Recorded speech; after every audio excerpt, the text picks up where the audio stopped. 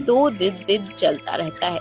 गन्ने के खेत के मालिक रामू जब गन्ने को पानी देने आता है, तब वो देखता है कि कुछ गन्ने तोड़े हुए हैं। फिर वो अपने दोस्त से बात करता है। अरे हरिया, 2 दिन से कोई आकर गन्ने तोड़ रहा है। ऐसा ही चलता रहा तो मेरा तो बहुत नुकसान हो जाएगा। हाँ, मैंने भी सुना है रामू कि कुछ लोग गन्ने की चोरी करके उन्हें 2 गुने दाम में बेच रहे हैं। तुम्हें जल्दी ही कुछ करना चाहिए। एक तो तुम्हारा खेत इतना बड़ा है कि तुम अकेले उस पर ध्यान नहीं दे सकते। तो अब क्या करूं? मेरी तो कुछ भी समझ में नहीं आ रहा। एक काम कर सकते हो। तुम अपने खेत के चारों बाजू में कांच के टुकड़े या कीलें डाल दो। जैसे ही कोई गन्ना चोरी करने आएगा, कील उसके पैर में चुभने लगेगी और वो वापस चला जाएगा। हाँ, बात तो तुम्हारी सही है, पर ऐसा करना ठीक होगा? मैं नहीं चाहता कि मेरी वजह से किसी को दर्द हो। तो फिर होने दो चोरी। जब पूरा खेत उखड़ जाएगा तब पता चलेगा तुम्हें। हाँ। हरिया की बात पर रामू सोच में पड़ जाता है। अगले दिन वो खेत की चारों तरफ कील बिछा देता है, जिससे कि चोरी ना हो। रात को फिर से परी रानी और उनकी दासियां को साथ ले आती है। क्या खुशबू है इन गन्नों की। वाह, मुझे तो लगता है कि कुछ गन्ने तोड़कर हम अपने परी लोक में ले जाएं। परंतु परी रानी, हमारे परी लोक का तो नियम है ना कि हम किसी दूसरे लोक से वहाँ कुछ नहीं ले सकते।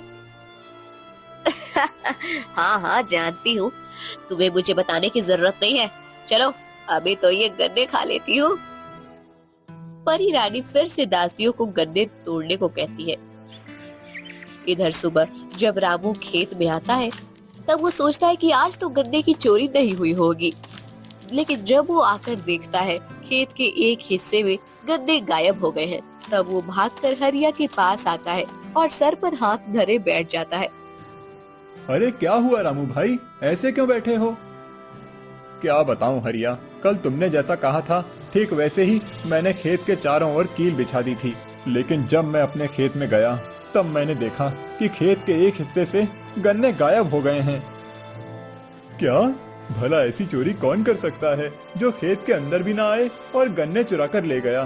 ये तो अजीब बात हो गई।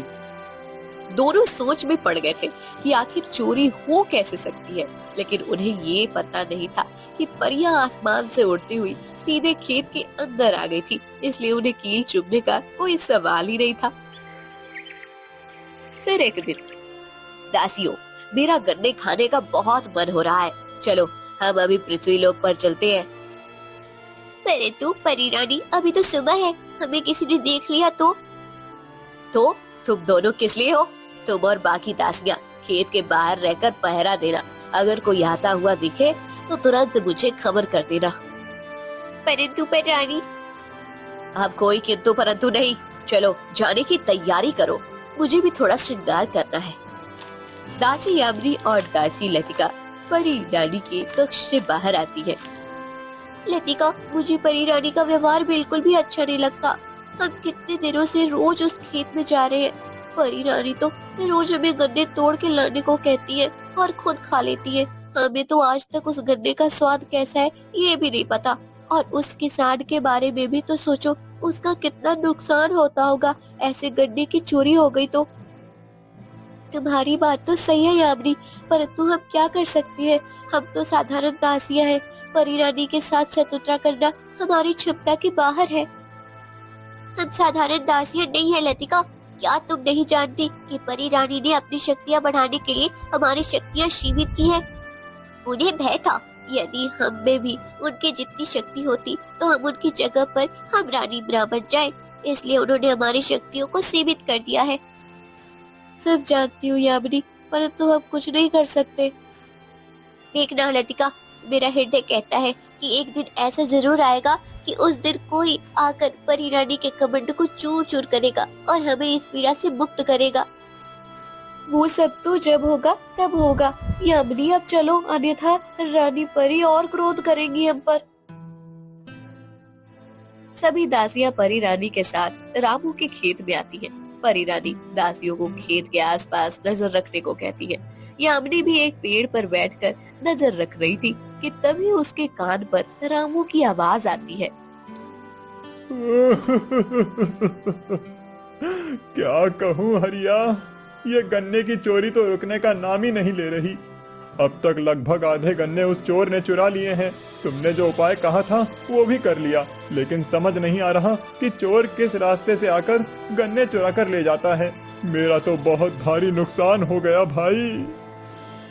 हाँ भाई रामू, मैं समझ सकता हूँ कि तुम्हें कितना दुख हो रहा होगा। दुख गन्ने की चोरी का नहीं है हरिया।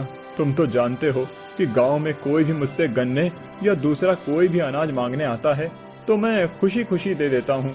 लेकिन इस गन्ने से मुझे बहुत आस थी। इस बार इतनी अच्छी फसल हुई थी, मैंने सोच लिया था पिताजी की आंखों का और माँ के घुटनों का ऑपरेशन करके उन दोनों को उनकी परेशानियों से मुक्ति दिलाऊंगा। लेकिन अब फसल ही नहीं रही तो क्या बेचूंगा और क्या कमाऊंगा। दुखी मत हो रामू, भगवान सब देख रहा है। देखना सब कुछ ठीक हो जाएगा। रामू की बात सुनकर यामिनी को बहुत दुख होता है। रामू दिल का कितना अच्छा है